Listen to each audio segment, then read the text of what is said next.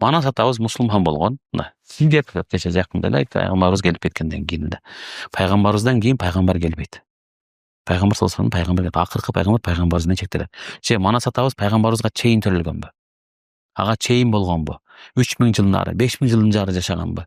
Анда суроону мына ачык койсок болот. Анда да пайгамбар деп айта албайбыз да.